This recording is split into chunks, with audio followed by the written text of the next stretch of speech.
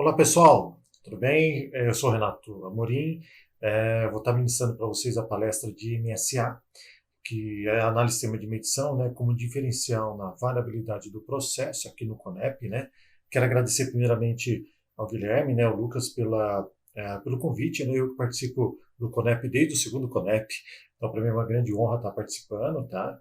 Eu vou estar passando para vocês um pouco da minha experiência.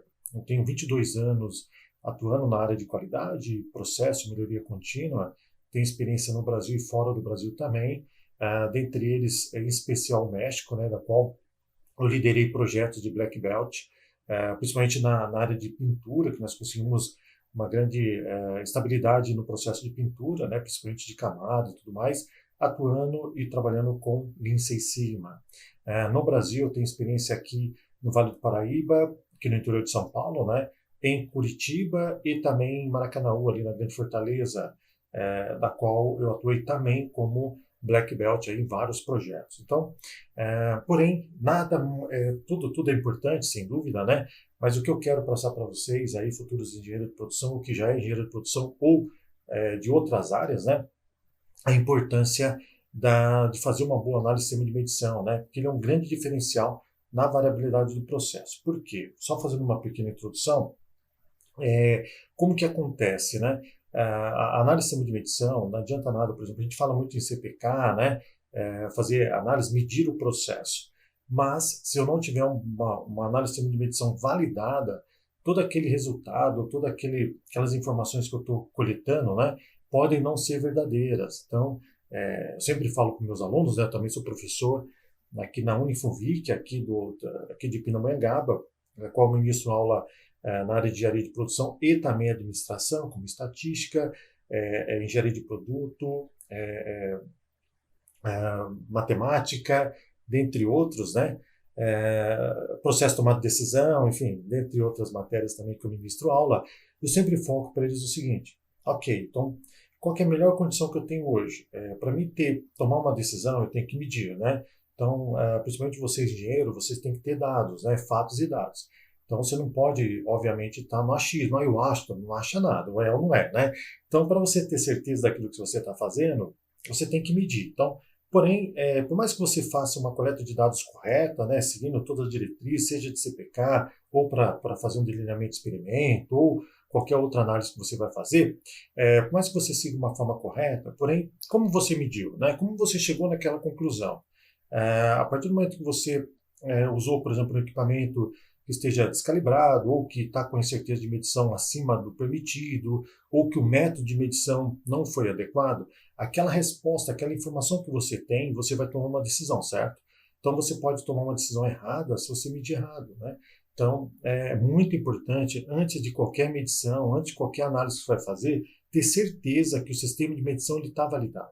E que a partir disso você está tomando as decisões corretas, porque você mediu de uma forma correta.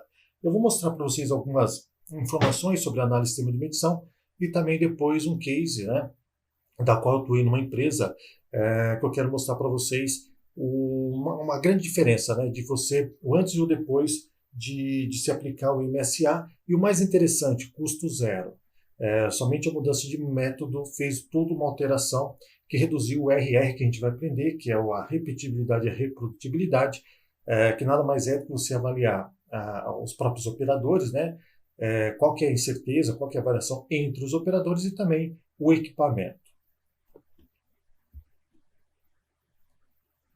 Então, para começar, o que é medir, né? Então, aqui, medir é o processo experimental através do qual o valor momentâneo de uma grandeza física, o mensurando, né, é determinado como um múltiplo ou uma fração de uma unidade, estabelecido por um padrão e reconhecido internacionalmente. Segue alguns exemplos, né?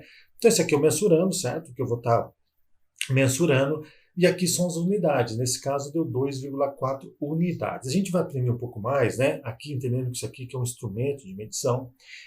Uma coisa muito interessante, né? Obviamente, a gente vai ver sobre a resolução de equipamento e tudo mais. Uma coisa que eu queria já começar a passar para vocês. Existe uma importância muito grande, né? Até mesmo, obviamente, na resolução dos equipamentos, né? De medição, dos instrumentos de medição. Por exemplo, quando você fala de paquímetros, né? Então, existe paquímetro de 10, 20, 50, 100 divisões. Então, eu digo que eu já vi vários lugares, a pessoa fala, paquímetro é paquímetro, né? E não, existe, obviamente, o paquímetro adequado para aquele sistema de medição, né? Então, será que aquela tolerância, a resolução do meu equipamento, ela contempla, eu consigo medir, né, e ter a medição correta sobre aquela, aquela tolerância que o cliente está pedindo, né? Então, é muito importante, claro, né, eu ter o equipamento de medição adequado, né, para aquela tolerância que eu vou estar medindo, tá bom? Isso é muito interessante, muito importante saber disso, porque dois pontos que eu já vi ao longo desses 22 anos. Eu já vi gente usando equipamentos de uma forma incorreta, até mesmo paquímetro, para fazer uma calibração, fazer um acerto de ferramenta. Eu já vi o pessoal usando, deixando o paquímetro sujo, o micrômetro cair no chão. Tá? Então, tudo isso que acontece, você aumenta a incerteza de medição. Porque o equipamento ele é frágil, né? Ele tem suas características que você tem que preservá-lo, né? Então, primeiramente, é preservar bem o instrumento de medição, ter certeza que ele está bem armazenado, não está num local inadequado, né? Não está com muita variação de temperatura e também sujeira e tudo mais. Então, o uso do equipamento, não adianta você ter um equipamento com uma excelente resolução, sendo que você não precisa daquela resolução para fazer as medições e também um mau uso do equipamento. Né? O mau uso do equipamento pode aumentar a incerteza de medição, consequentemente, que a gente vai aprender lá na frente, né? Esse erro, né? essa incerteza vai te potencializar você está medindo de uma forma errada. Então, e é muito interessante você saber o seguinte, quando você aumenta a incerteza, o que vai acontecer? Você pode aprovar uma peça ruim, como você pode reprovar uma peça boa. A gente vai aprender mais lá na frente. Então, vamos lá, alguns exemplos, né, alguns exemplos do dia a dia. Potência de lâmpada, a lâmpada, horário do despertador, comprimento da calça, tempo de cozimento, volume de leite, volume do combustível, né, isso é muito prático do dia a dia, coisa do dia a dia, né, temperatura da geladeira, velocidade do carro, né, do automóvel, pressão dos pneus, consumo de energia, dimensões das peças, rotação do motor, tamanho do peixe, quantidade de arroz e tudo mais. Então, nós já entendemos, né, o que é medir. Né? Então, tudo isso são características que a gente mede e observa o dia a dia e toma decisões, certo? Então, você imagina, olha só o que eu falei lá no início, né? Imagina, por exemplo, que a velocidade do automóvel, vamos supor que o velocímetro lá ele está descalibrado, enfim, não está correto, né? Está descalibrado. Você pode tomar uma multa, certo? Então, você pode passar com uma velocidade muito acima, entendendo que está correto. Então, ou seja, você tomou a decisão de manter aquela velocidade porque o velocímetro te deu aquela velocidade, porém não era a velocidade verdadeira. É claro que existe ali uma diferença, isso é fato, mas é sempre para menos, né? Então, cerca de 5 quilômetros, né? Então, por exemplo, se está 100 quilômetros, no real você vai estar ali 95, mais ou menos, seja algo normatizado. Porém, vamos supor que seja o contrário, está com 100 e você, na verdade, está com 120, um exemplo, né? Então, isso vai te levar a multa e tudo mais, além do risco de acidente muito maior, né? O volume do combustível é a mesma coisa, imagina, você está olhando lá, está falando que tem uma autonomia, um exemplo, de 150 quilômetros. Aí você fala, não, eu vou seguir, daqui a pouco não tem mais posto de combustível. Você acaba ficando, e na verdade não era 150, só tinha 50, por exemplo, né? Tinha uma diferença ali. Então você tomou a decisão de seguir porque você imaginava que o próximo posto dava, a quantidade que tinha de autonomia dava para chegar no próximo posto. Porém, em função dessa incerteza que tinha do volume de combustível, que estava demonstrando autonomia, você acabou, enfim, tomando uma decisão que acabou te prejudicando. Então, olha como é importante ter esses equipamentos ou a forma de medição confiável, né? Porque você pode tomar uma decisão e essa decisão pode não ser a melhor decisão em função das informações que você tem, né? Então, isso é muito crítico, né? Por isso que a gente, na área de qualidade de uma forma geral, a gente tem essa preocupação de medir corretamente. Qual que é o equipamento? Eu estou medindo certo? A resolução dele está correta? O método está correto? Para que lá na frente eu não tenho isso como impacto negativo em uma não qualidade ou prejudicar de uma outra forma, né? Dentro dessas características que a gente está falando aqui para vocês, né? Quer ver uma coisa interessante? Existe aqui na nossa região existe o IPEM, né? Que é o Instituto Nacional de Peso e Medida. Então, ele faz, não sei se vocês já viram, né? Então, peço para vocês dar uma pensada nesse momento. Vocês já foram, por exemplo, no supermercado, né? Obviamente, né? Então, um exemplo, você vai comprar mortadela, por exemplo. Aí você fala, quero, sei lá, 300 gramas de mortadela. Ok.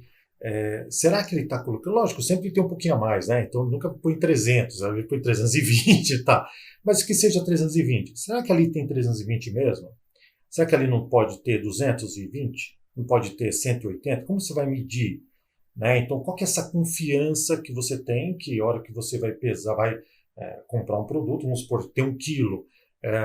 Quem me garante que realmente tem 1 quilo, não tem 900 gramas? Então, enfim, essa confiança, né? Obviamente, você não tem como você ficar medindo ali, claro que não, né? Então, por isso existe o IPEM, né? Que é ligado ao IMET, que é o Instituto Nacional de Metrologia.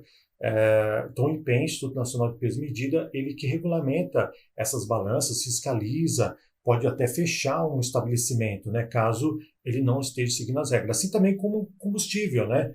Então, por exemplo, o combustível, um exemplo, né? Se tiver vamos supor, ele falou que colocou 10 litros, mas na verdade colocou 9 litros, enfim, você pode até não perceber e vai embora. Então, existe uma tolerância, tá, permitida pela incerteza de medição e tudo mais, existe isso, tá? No final, vou mostrar um exemplo de uma balança para vocês, né? Então, um exemplo, essas balanças, né? Quando a gente faz um ensaio nela, né? Por exemplo, na fábrica a gente faz que é a medição de excentricidade, que nós chamamos, né? Então, o que é excentricidade? Eu vou pegar os 5 pontos dela, né? Ponto central, a extremidade direita, esquerda, da parte superior e da parte inferior dela, né? E vou ver ali qual que é a variação de peso. É interessante porque às vezes existe realmente uma variação. Então, existe uma tolerância para isso, dependendo do peso que você está colocando e do peso que ela suporta, tá? Dependendo da situação, é 500 gramas, 1 quilo, né? Então, existe essas tolerâncias. É a mesma coisa também para as balanças, né? Então, existe um peso padrão, né? Que é um peso que a gente chama que é normatizado, né? Ele é rastreável, ou seja, digamos, é como se fosse o valor verdadeiro, o mais próximo do verdadeiro possível, né? Então, de 1 quilo, ele vem e coloca aquele padrão. Então, obviamente, ele vai ver na balança qual que é essa diferença entre o padrão e o que está aparecendo, né? Então, dependendo, isso nessas 5 posições. Dependendo dessa diferença, que vai ser o impacto, vai ser multado ou não, ou se está dentro de uma normativa ou não, tá?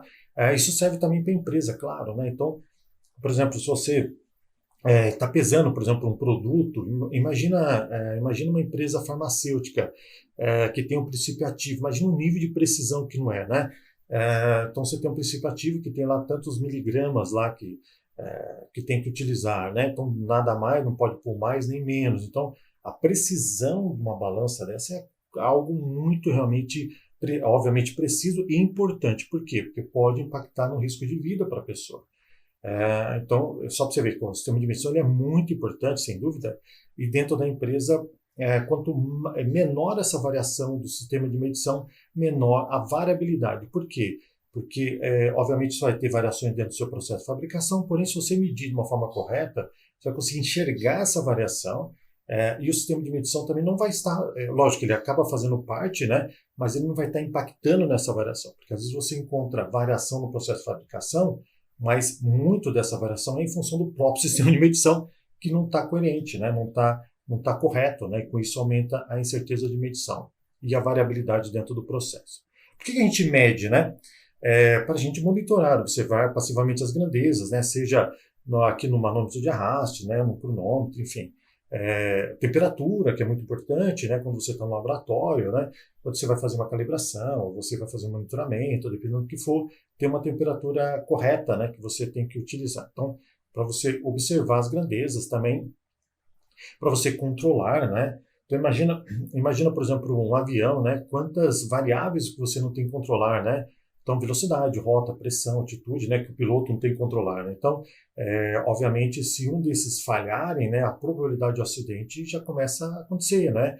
Então, é claro, né, é muito, muito crítico, muito importante conseguir controlar. Então, imagina, por exemplo, se o medidor de velocidade ele não esteja regulado corretamente, né? Então, começa a aumentar a incerteza, a pressão e tudo mais.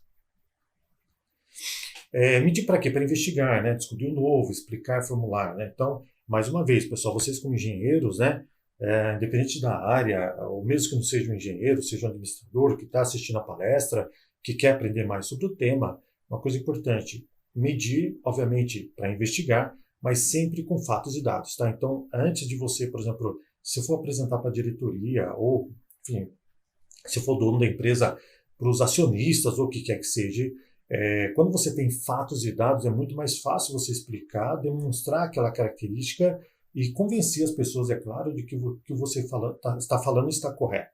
É muito melhor, sem dúvida, né, do que o achismo, né? Então, peço para vocês tirarem, riscar do vocabulário eu acho, tá? Risca isso, por favor. Então, não existe eu acho. Ou é ou não é. Então, quando você mede de uma forma correta e descobre algumas coisas, né, algumas variáveis, você consegue demonstrar isso de com maior assertividade. E a partir disso, você passa confiança e confiabilidade daquilo que você está fazendo e ganha credibilidade, notoriedade naquilo que você está fazendo. Alguns exemplos mais vistos nas indústrias, né? Aqui eu tenho um micrômetro, né? Tem um paquímetro também, né? Conforme nós já falamos, né? O paquímetro, micrômetro, né? Eles são muito utilizados, mas tem boniômetro, tem durômetro, tem dentre outros, né? Vários outros equipamentos que são utilizados dentro da indústria. Aqui, por exemplo, um exemplo aqui, considere um sistema de medição para medir o diâmetro de um conector de torneira. Isso é muito interessante, porque assim, existe vários equipamentos, por exemplo, no caso do paquímetro. Paquímetro eu consigo medir diâmetro externo, micrômetro também, depende do diâmetro e tudo mais. Porém, é sempre importante saber exatamente o tipo de equipamento que eu vou utilizar ou equipamento que tem menor variação para aquela medida, tá? Não é porque somente o paquímetro ele serve, né? Sem dúvida, aqui algum exemplo está mostrando que é um paquímetro, mas também o paquímetro ele pode, dependendo da forma que ele é utilizado, ele pode aumentar a incerteza, né? Quer ver um exemplo aqui, ó? Aqui você tem o corpo dele, né? Você tem, enfim, onde a gente encosta, né? Para que a gente posiciona o paquímetro para fazer as medições, né? Mas se eu começar a medir nessa região aqui, tá vendo que ele é menor, né? Menos área aqui.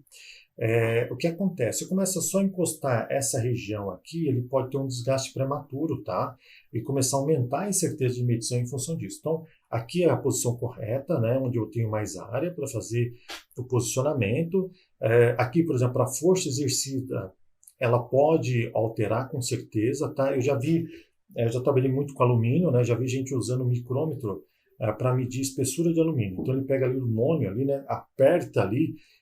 Claro, né, você pode, obviamente, além de prejudicar o equipamento, as medidas podem não ser as verdadeiras, né? Então tem que ter todo cuidado, uma técnica de medir, né, correta, a forma de medir correta. Aqui eu estou mostrando um paquímetro que é muito utilizado, né? Esse é o paquímetro digital. Mas eu, particularmente, eu prefiro, não sei se é porque eu sou da velha guarda, mas o analógico, tá? Porém, o digital é muito utilizado, né? Então tem que ter uma série de cuidados, manuseio, né? Posicionamento, por exemplo, tá vendo que ele está posicionando o paquímetro no centro do conector, né? Obviamente, dependendo da posição que ele põe, ou a tendência, ou a força exercida, pode descaracterizar a medida. Então, mais uma vez, eu posso aprovar um produto ruim, como posso reprovar um produto bom. É muito cuidado, é muito importante. O que acontece? Às vezes você pega o ritmo, né? Um ritmo de inspeção ou de checagem que você acaba não observando essas características e o método de medição, isso vai aumentando muito a variabilidade, aumenta muito a incerteza. E, consequentemente, como eu falei anteriormente, você, com base nessa medição, você vai tomar uma decisão, né? Então, o produto está bom, está ruim, a capabilidade está boa, está ruim, enfim, dentre outros. Então, você vai tomar uma decisão errada se você medir errado, se mediu, né, que o resultado da sua medição não for o mais verdadeiro possível, em função de método, equipamento e tudo mais, é claro que você vai tomar uma decisão errada e vai ter consequências, né? Aqui, ó, errar é inevitável, né? Porém, as medições geram erros, né? Então, má definição do mensurando, conforme nós falamos, imperfeição do sistema de medição, indicação, né, do mais ou menos erros, né, influência do operador e processo de medição. Aqui, ó, só os detalhes, né? Então, o resultado da medição, você pode ter definição do mensurando, procedimento de medição, condições ambientais também podem se alterar, né? Conforme eu comentei com vocês, por exemplo, tem algumas medições que você tem que fazer com temperatura controlada, né? Então, é claro que se a temperatura for muito fora, né, dessa especificação, né, requerida, pode se impactar, né? Questão do operador, a gente, quando você vai checar, a gente vai ver depois no RR, que é repetibilidade e reprodutibilidade, quando a gente avalia a variação do equipamento e do operador, você vê que realmente o operador ele acaba sim impactando, tá? Existem tendências, eu já vi ao longo dessa minha carreira, por exemplo, imagina um produto, né, que ele tem, por exemplo, é 100 mais ou menos 2 décimos, então eles partem de 99,8 a 100,2, né? Eu vi, por exemplo, o operador medindo lá e fui olhar o resultado, né, dos dados do registro do operador, estava tudo com 100 de cima e embaixo. Falei, nossa, puxa vida, então ou o processo é perfeito, falei, pô, então não precisa nem medir, está tudo zerado, né? Então, mas eu fui ver que o que acontecia, o operador ele media, só que ele colocava o resultado 100, ou em algum momento nem media, ele chegava no final do turno, ele ia lá e registrava tudo. Daí eu peguei, virei para o líder dele, chamei ele e falei, olha, por que você faz isso? Não, eu faço porque não encontrei fora, eu ponho no nominal. Eu falei, não, mas não é isso. É importante você colocar o que você encontrou, por quê? Primeiro que se eu quiser fazer uma análise estatística desses dados, eu vou saber quais são as variações, se ele está tendendo para menor ou para maior, qual é a tendência, qual é a característica dessas medições, do resultado desse produto, né, para que eu possa tomar uma decisão. Quando você coloca tudo 100, chega, qual é a decisão que eu vou tomar? Eu olho e falo, está perfeito, não preciso medir. Ou você não está medindo nada. Não, eu meço sim, eu falo, não está, porque pelo resultado não está. Então esse 100 não existe, né? Então, ou você coloca a medida certa ou não precisa nem medir, porque se for colocar um resultado que não é o resultado que você encontrou, não precisa medir. É melhor não pôr nada, né? Então foi enfim, ele achava que, como ele tinha encontrado dentro da especificação, ele podia colocar qualquer coisa, colocar no nominal que estava certo, né? Que eu ia olhar e ia ficar feliz. Não, só ficaria feliz se fosse verdade isso. Mas se fosse verdade isso, por que eu estou medindo? Se o meu processo, enfim, eu não vou entrar em detalhes aqui, mas dentro do Six Sigma, se ele tiver com o CPK acima, nesse caso acima de 2, né, que é o nível 6 Sigma, né, acima de 2, enfim, acima de 2 CPK, seria excepcional, enfim, por que eu vou ficar medindo toda hora? Então, eu meço só no início do turno ou um período, enfim, não precisaria estar medindo todo momento, não é verdade? Então, é o tipo de coisa que se precisa tomar muito cuidado, né? Os operadores, ou quem quer que estiver fazendo a medição, precisa realmente ter um melhor entendimento da importância da medição.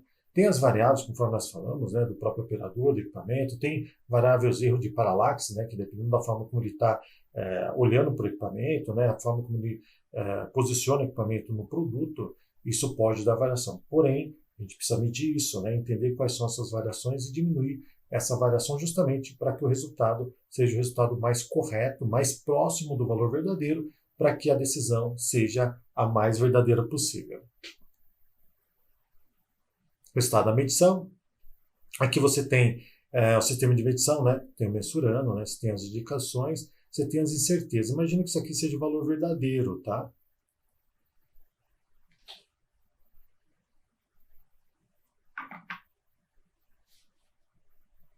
Aqui o resultado da medição, né? Então é a faixa de valores dentro da qual deve se situar o valor verdadeiro do mensurando.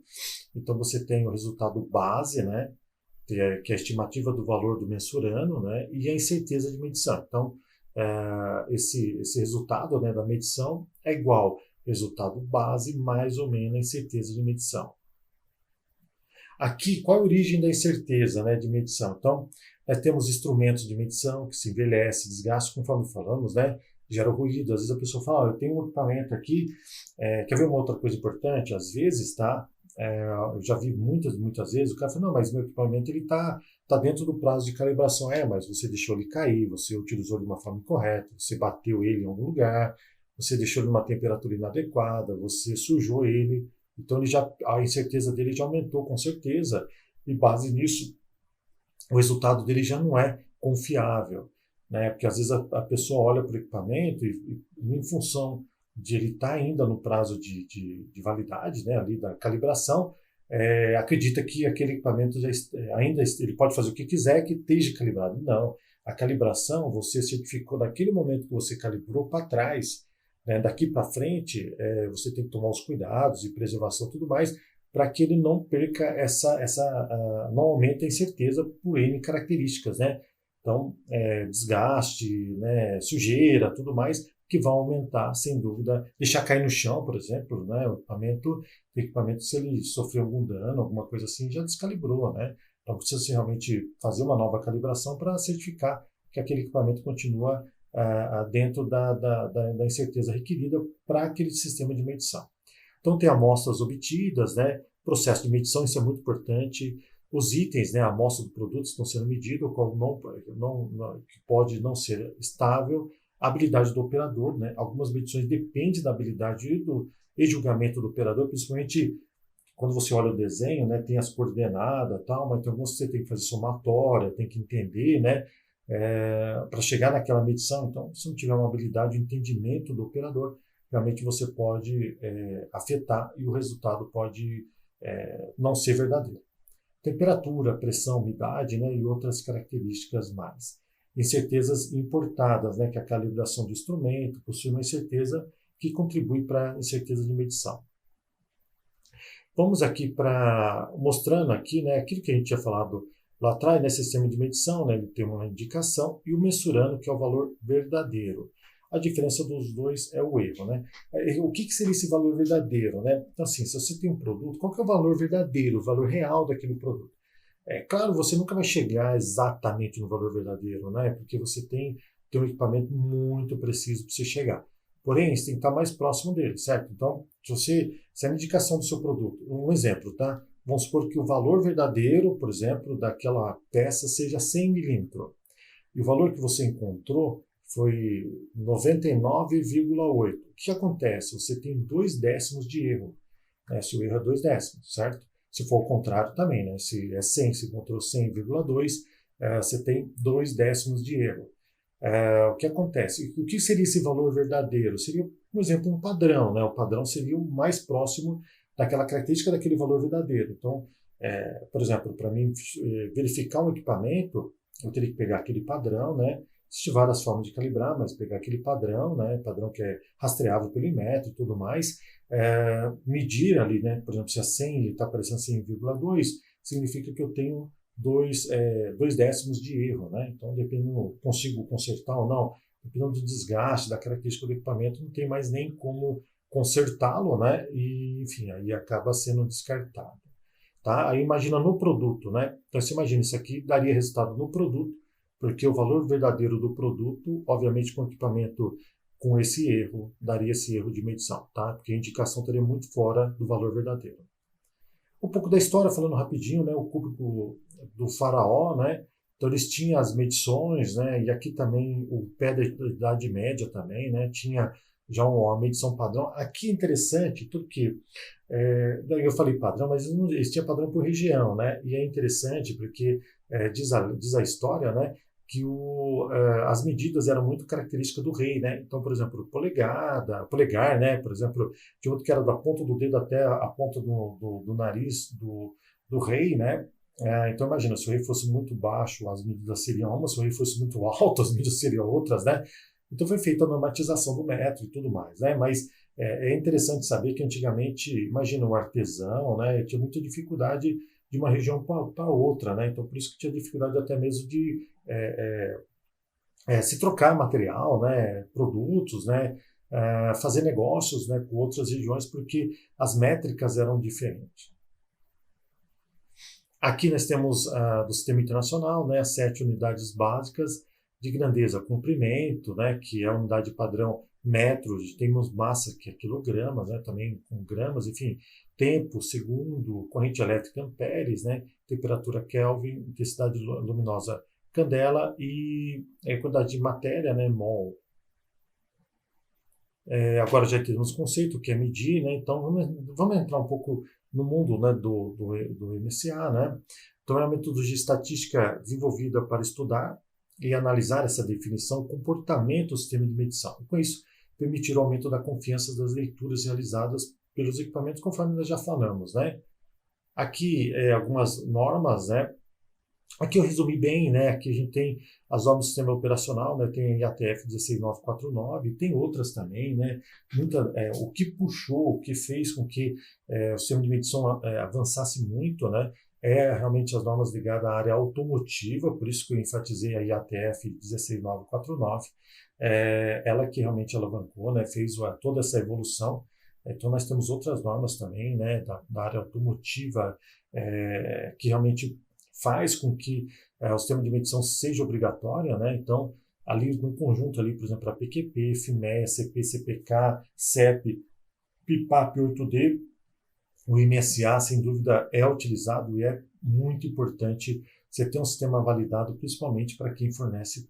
Isso para todas as indústrias, empresas, de uma forma geral, mas para quem fornece para a empresa automotiva, isso obviamente é muito obrigatório, né? Você tem que demonstrar isso, né? Além de ser obrigatório, você tem que demonstrar que você tem uma análise de sistema de medição validado, né? E confiável para os dados que você está enviando, né? A produto e tudo mais. E ainda mais se você pega, por exemplo, uma área automotiva da qual o produto que você está fornecendo ele impacta em segurança, né? Então, obviamente, esse sistema de medição tem que ser muito mais confiável, né? A gente vai falar sobre RR, que é repetibilidade e reprodutibilidade. Basicamente, ele tem que ser abaixo de 30%. Porém, dependendo do segmento e da empresa, eu já vi o pessoal trabalhando com 15%, até 10%. Então, obviamente, quanto mais crítico for o produto que eu estou fornecendo, mais crítico, sem dúvida, né? Mais cobrança, né? Especificação da análise de sistema de medição eu vou ter que ter. Aqui a gente a MSA da 4ª edição, né? Então tem como objetivo apresentar as diretrizes. Se quiser saber mais, tá? Muito importante, esse livro ensina demais, tá? Ele tem todo o manual do MSA. É muito, muito interessante mesmo a leitura dele, tá? Recomendo, né, vocês fazerem a aquisição desse manual, tá? Porque ele tem muita informação, as diretrizes, né, da análise de sistema de medição. Aqui, como eu falei da IATF 16949, né, o item dela 71511, que é a análise de sistema de medição, que ele fala que o estudo estatístico deve ser conduzidos para analisar a variação presente nos resultados de cada tipo de sistema de inspeção, medição e de equipamentos, né? Testes indicados no plano de controle.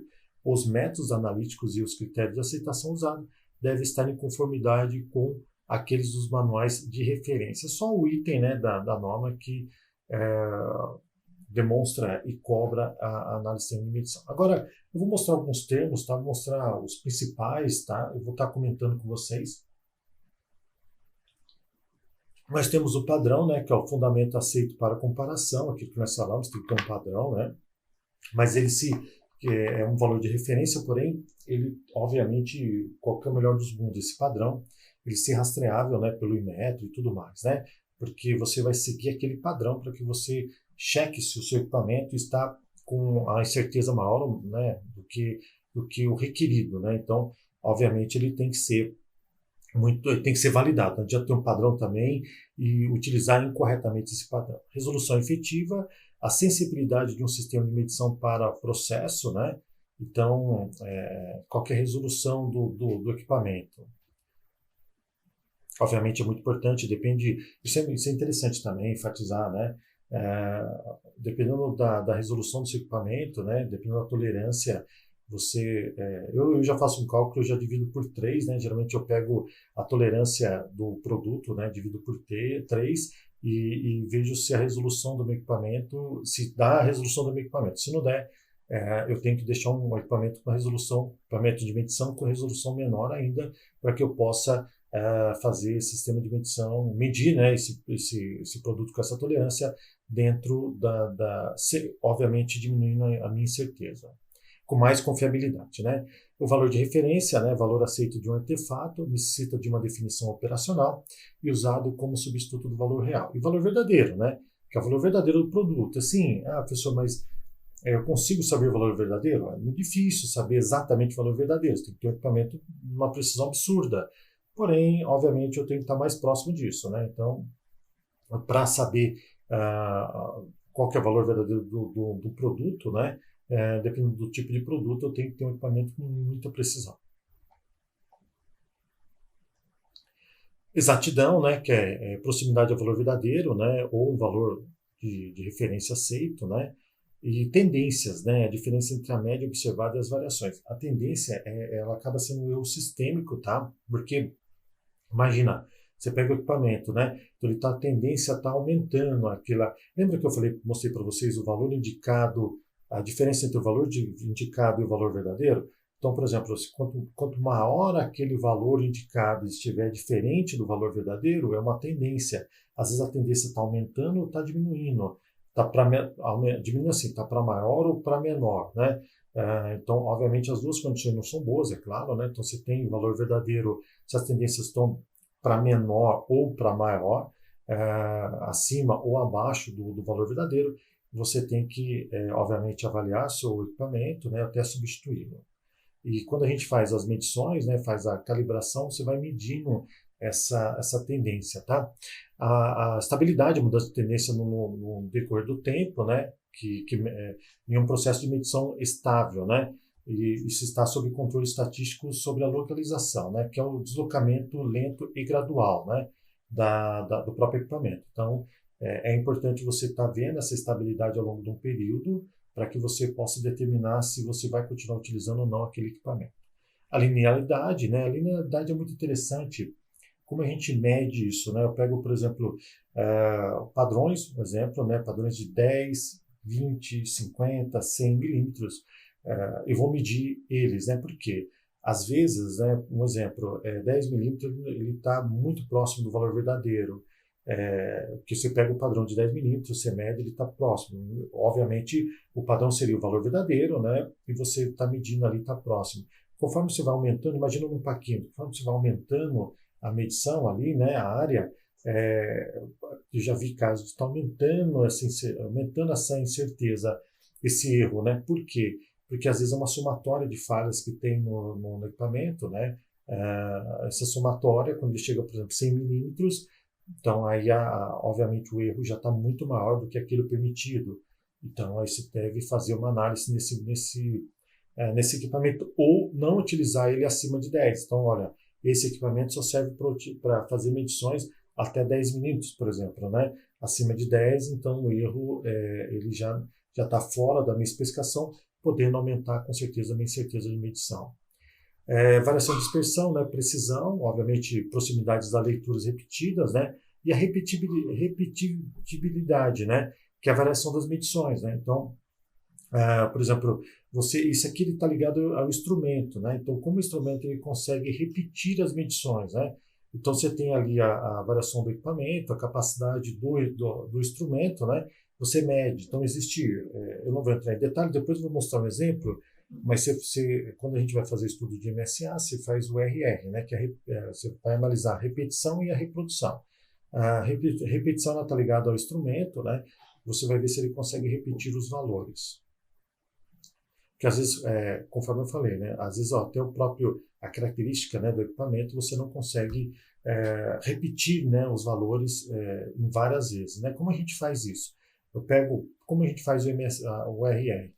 Eu pego 10 peças, tá? Eu meço as 10 peças e numero ela de 1 a 10.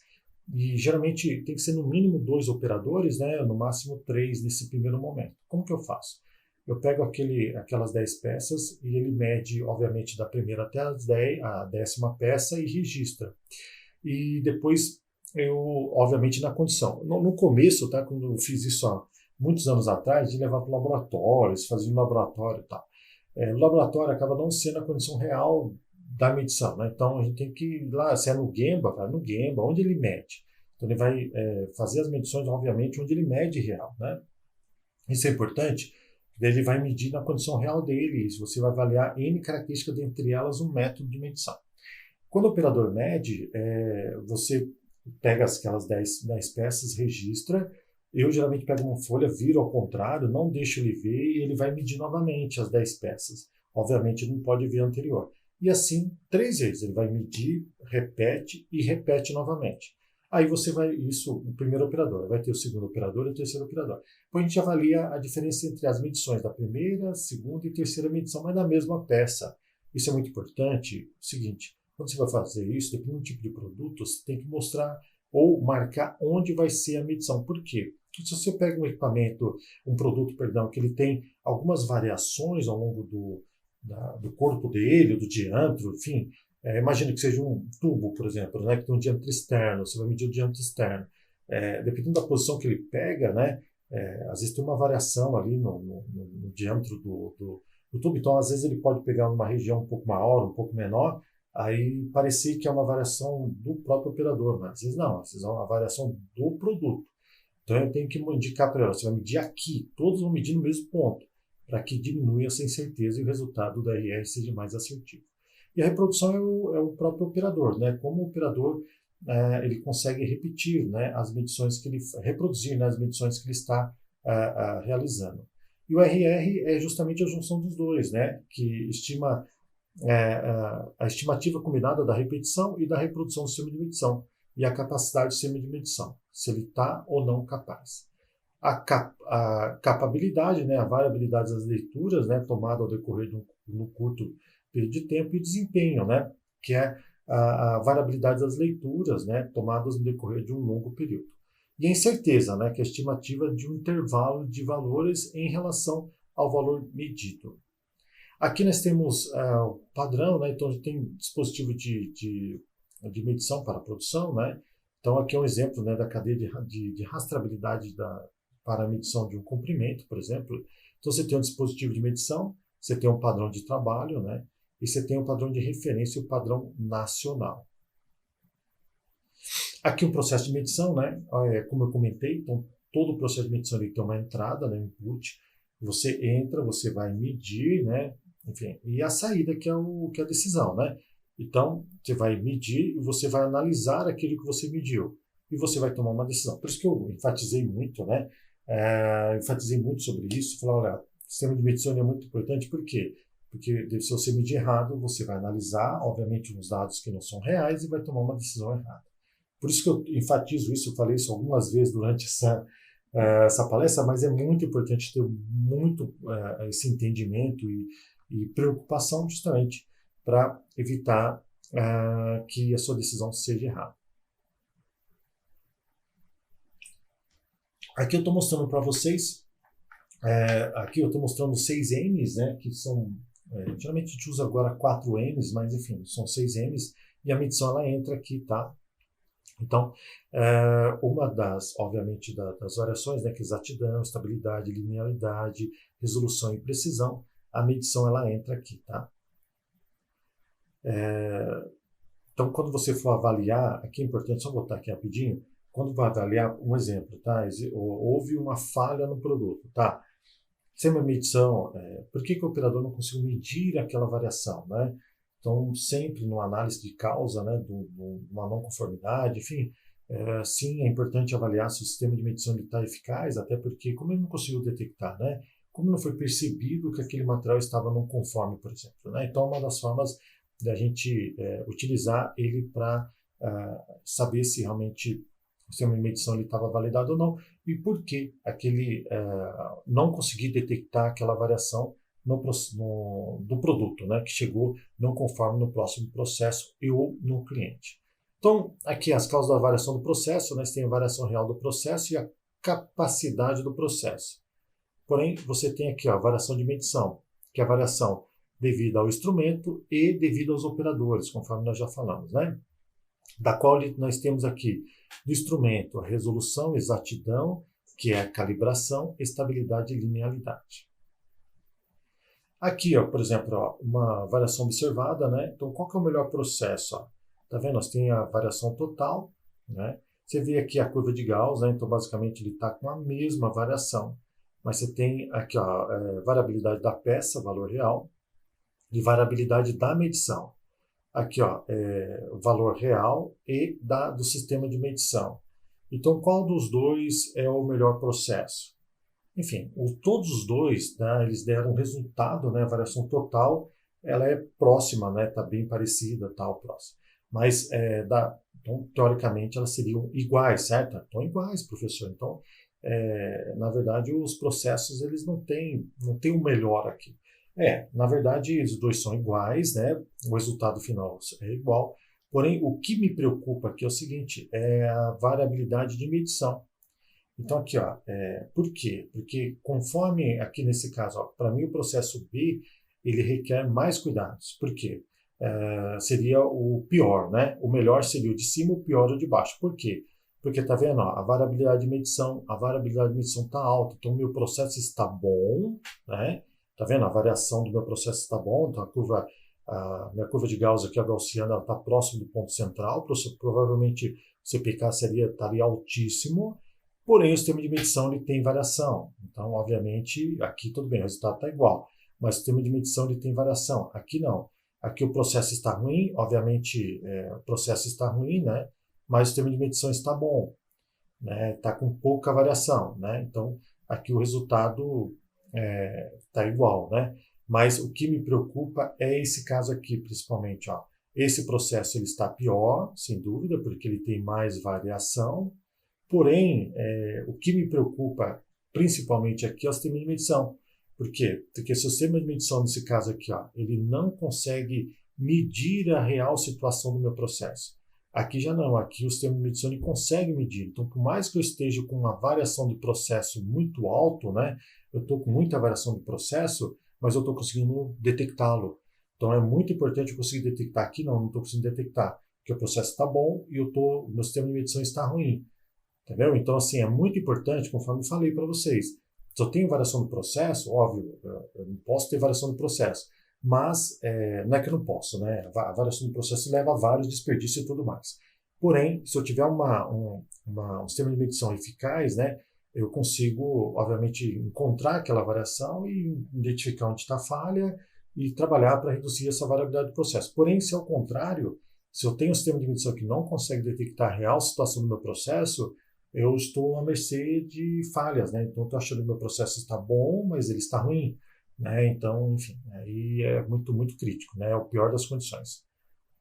Aqui, os componentes do erro de medição, conforme nós já falamos, né? Resolução, exatidão, linearidade, né? Então, aqui, ó, resolução, o uso de unidade de medição que não são capazes de detectar, né? Variação de produto, exatidão, diferença entre a média das medições observadas e a média verdadeira, linearidade, mudança de exatidão do instrumento, conforme nós já falamos, né? Aí temos a estabilidade, que é a diferença entre as medições das mesmas peças ao longo do tempo, né? Utilizando o mesmo instrumento. E a repetição, que é a variação da repetitividade, né? Repetições das medições das mesmas peças obtidas das mesmas condições do operador e instrumento. E a reprodução, que é a variação das medições das mesmas peças, né? Ao modificar as condições. Nós já falamos sobre isso, né? Aqui só um exemplo, ó, resolução ruim. Então aqui, ó, e a resolução melhor, né? Então tá vendo? Ó, aqui é 1, né? Eu só encontro 1 e aqui 1,3. Então aqui eu consigo, obviamente, estar com a melhor resolução, né? Melhor direcionamento da variação que eu tenho encontrado, né? Eu já vi o pessoal colocando aqui, ó, por exemplo, eu já vi o pessoal colocando aqui 1,2, já vi o pessoal colocando aqui 1,8. Por exemplo, vamos supor que deu aqui 1,8. Mas como você sabe que é 1,8? Ah, não, é porque está mais próximo. Não, mas você sabe. Aqui eu já conseguiria saber, aqui já não consigo saber. Então, eu tenho que melhorar a resolução do meu equipamento para saber entender aquela medição se está correta ou não. Aqui um exemplo, tá? Então, imagine esse gráfico. Ó, tá vendo essas amplitudes aqui, ó? Essas variações? Ó, isso aqui está meio no ponto central. Ó, tá vendo? Ó? Memorize bem esse gráfico aqui, ó. E olha só esse outro aqui, ó. Se eu falar para vocês que é o mesmo produto, que é a mesma coisa, são o mesmo, a única coisa que eu mudei é a resolução, tá? Eu deixei, tá vendo, ó? Aqui, ó, tá com uma casa só depois da vírgula, tá vendo, ó? Uma casa, é o mesmo produto, tá? Uma casa depois da vírgula, e aqui eu estou trabalhando em centesimal, ó. Milesimal, né? Tá trabalhando milesimal. Então, obviamente, eu consegui melhorar mais a minha precisão e ter realmente um melhor entendimento das variações que tinha no produto, tá vendo? Aqui, ó, eu estava só decimal, tá vendo? 0,10, enfim. Aí eu comecei a trabalhar milesimal e consegui entender melhor as variações do meu processo. São os mesmos gráficos, a mesma medida. Aqui um exemplo de erro de medição. Então imagina, aqui, ó, eu tenho 1.000 quilos, imagina que isso aqui é o meu padrão e apareceu para mim 1.014. Né? Então, aqui, ó, tá vendo? Ó? Então, só para fixar bem aquela questão do erro, né? Então, eu tenho um indicado, ó, o valor indicado 1.014 e o valor real seria 1.000, então meu erro é 14 gramas, tá? Aqui um exemplo, ó, vamos supor que depende da somatória do erro, né? Então aqui, ó, 1014 conforme nós encontramos, ó, 1015 e assim vai. O que acontece? O erro está tudo deslocado para maior. Então, nesse caso, dependendo do produto que você está fazendo, você pode, obviamente, estar sendo prejudicado, né, enviando o produto não conforme para o cliente e até mesmo estar não conforme, né, obviamente estando não conforme, porque o erro médio é esse deslocamento ao ponto central, né. O correto seria 1000, né, seria 1000, porém você está todo deslocado para maior, tá vendo esse deslocamento? Que é a sua dispersão, tá bom? Aqui um exemplo, tá, do mundo real, só para a gente finalizar, é o RR, tá? Então, isso aqui eu fiz numa empresa de usinagem, tá vendo? Ó, eu peguei um produto, né? Fizemos a medição, tá vendo? Ele fez aqui, ó, aquilo que eu falei para vocês, ó, ele pegou, eu peguei, né, 10 peças, tá? Essas mesmas 10 peças, o operador Bruno, ele mediu as 10, depois ele replicou, depois ele fez novamente, o Cássio e o Renato fizeram a mesma coisa. Então, tá vendo ó, que tem alguma diferença? O R, né? Lembra, o R é amplitude, né? Então, a amplitude dos dados encontrados, dos valores encontrados diferentes da mesma peça na mesma posição. Então, 0,11, 0,02, assim por diante, né? Se eu for olhar assim, sem fazer uma análise mais profunda, você concorda que o Renato, ele teve uma variação maior, né? A amplitude dele foi maior? Do C porque é C, tá? Então, a amplitude dele foi maior. Então, se eu for analisar aqui, só sem fazer uma análise mais profunda, eu já sei que o operador Renato ele apresentou uma variação maior do que os outros, tá? Isso sem fazer uma análise mais profunda, mas já sei que a amplitude dele está maior. Aqui que nós fizemos, ó, eu fui lá, fizemos a primeira análise, tá? Deu RR de 55%, né? Então a variação estava centrada na reprodutibilidade, né? Então nós entendemos que estava na reprodução, ó, tá vendo? Ó? Repetição do equipamento e reprodução dos avaliadores. Então, estava nos avaliadores, tá vendo? Ó, aqui, ó, o percentual que eu tinha do equipamento, ó, 21,79%, aqui eu já tinha 55,37%. Então, eu vi que a variação estava nos operadores. Então, se é operadores, provavelmente é método, né? Enfim, aí uma segunda forma que nós fomos avaliar. E aqui é a junção do RR, né? Aqui, quando eu monto isso aqui, ó, eu monto isso aqui, eu separo, tá? Para me entender onde é a fonte da variação. Primeiro, olho aqui no RR, né? Tá vendo que deu 59,5. Então, obviamente, para esse caso, ele ficou muito acima do 30% que era permitido, ele ficou para quase 60%, dobro, né? Praticamente. Eu falei, tá, mas da onde é a fonte dessa variação? Eu vim aqui olhei no equipamento, deu 21,79, então não é equipamento. Tudo bem, o equipamento também não está, mas né, em vista do que eu encontrei no RR, obviamente está muito abaixo. Aí eu vim nos avaliadores, que são os inspetores, tá? Eu vi que estava com 55,87. Então aqui que está a fonte da variação. O que nós fizemos para ser assertivo em encontrar a origem da variação? O que interfere diretamente no sistema de medição segue a nova. Eu fiz uma nova, tá? Que, enfim, não vou entrar em detalhes, mas que nada mais é do que enfatizar para ver se realmente a origem, né, do valor na interface do sistema de medição, né, se estava coerente ou não, e vimos realmente, né, que a peça operadora é a qual apresentava a maior variação. Né? Enfim, aí eu vi que a peça estava ok e o operador também estava ok. Porém, quando você tinha peça e operador, a fonte de variação estava ali. Conforme nós encontramos, né? Aqui, ó, veja que os fatores peça e operador, né, que é esse aqui que apresentou variação, né, tem significância, né? Sendo assim, devemos fazer um estudo para entender o porquê esses interferem no sistema de medição. Então, quando só peça e só operador não teve variação, mas peça e operador, que é o que apresenta aqui na reprodução, apresentou uma variação significativa. O que eu fiz? Simplesmente fiz o 5 porquê, né? Fiz um Chicago, o 5 porquê, e coloquei um 5W2H, mas pode ser um H também, tá?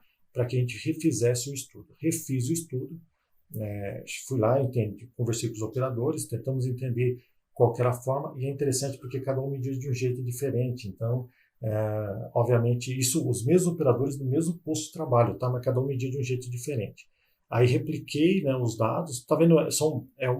É uma outra peça, tá? Mas é do mesmo método, tá? Isso não tem problema nenhum. Eu não usei a mesma peça. Poderia ter usado, mas não quis usar.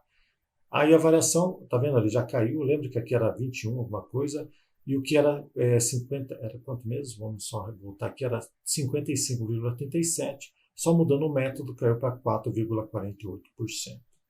Então, obviamente, diminuiu significativamente a variação, né? E o RR caiu para 11%. Tá? Então, obviamente, deixou o processo muito mais assertivo. Isso aqui era o anterior, né? Que as variações que a gente tinha. Aqui as variações por operador, né? Tá vendo que eles estavam desproporcional um do outro. Aqui também, né? O Renato tá vendo que ele estava sempre tendendo para maior. Aqui é interessante que quando você utiliza o Minitab, né? Aqui são as variações que eu encontrei, tá? Então aqui eram os valores que eu tinha encontrado. Então encontrou o valor daqui para cá. Então olha só a amplitude, né? Isso para todas as cotas das 10 peças foram encontrados valores aqui até aqui. E aqui a diferença, né? Com o Blockspot aqui que você olha, a diferença entre o Bruno, o Cássio e o Renato, né?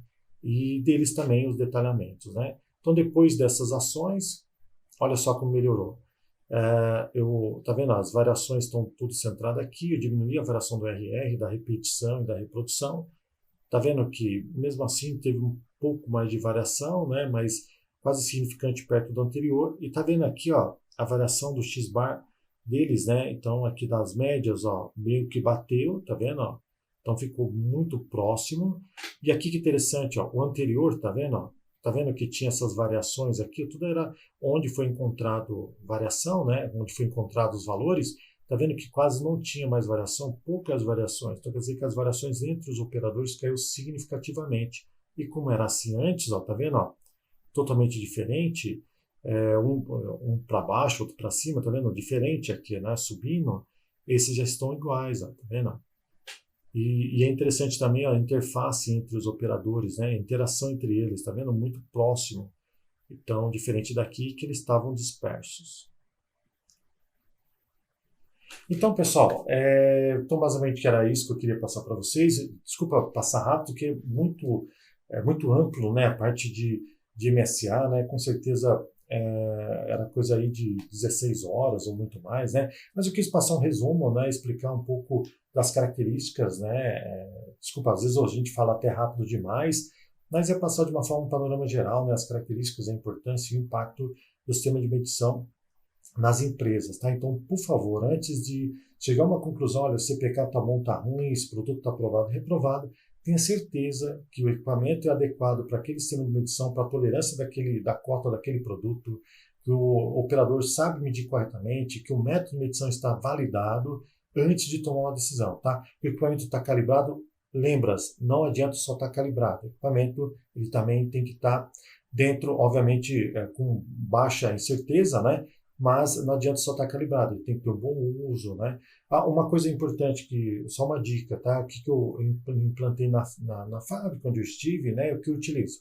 É muito importante, por mais que ele esteja, como eu falei, né? Como ele está calibrado, você garante onde você calibrou para trás, né? Que você mediu está ok. Daqui para frente, você não consegue garantir. Por quê? Tem gente que tem dificuldade de entender isso, mas por que acontece? Se você cair, vamos supor, acabou de calibrar, caiu o equipamento, imagina aquele digital, caiu o equipamento, você deixou sujar, caiu o óleo dentro, ele já vai, obviamente, aumentar a incerteza, ele já não está apto para fazer aquelas medições, certo? Então, como que eu vou garantir que não teve uma falha no equipamento, alguma coisa do tipo? É muito importante, todo início de processo, eu já vi empresa fazendo início, meio e fim de processo, mas pelo menos no início do processo é importante. Ter um padrão, tá? Esse padrão rastreável pelo IMET e tudo mais, e usar esse padrão, que seria o valor verdadeiro, digamos, o mais verdadeiro possível, digamos assim. Então, por exemplo, se está lá um diâmetro de 10 milímetros, 20 milímetros, dependendo do tipo de produto que você vai fazer, você mede ali com um padrão e tem uma incerteza que é padrão que é aprovado por vocês, tá? Então, cada empresa, tipo de produto, tolerância, tem uma incerteza que ele aceita, tá? Não, tá? Esse cliente tá com esse erro, digamos assim, está com esse erro, mas esse erro é aceitável pelo meu tipo de sistema de medição, pela tolerância que eu preciso garantir, né, para o meu cliente. Com base nisso, no início do processo, você mede e avalia esse erro, né? Se o erro estiver fora do seu padrão, obviamente você tem que recolher esse equipamento para fazer nova calibração ou descartá-lo, tá? Caso seja uma reincidência ou o equipamento não esteja na condição ideal para ser utilizado. tá bom? Tá aqui minhas redes sociais, quem quiser conhecer mais. Eu tenho um programa também chamado Avanço Tecnológico, da qual eu falo sobre tecnologia. Tá aí meu e-mail para quem quiser saber um pouco mais sobre mim, quiser saber mais uma informação, meu WhatsApp, meu LinkedIn, meu Instagram. Quem quiser me acompanha lá nas minhas redes sociais. Um grande abraço a todos aí, muito obrigado por me acompanhar até agora. Até um próximo Conep.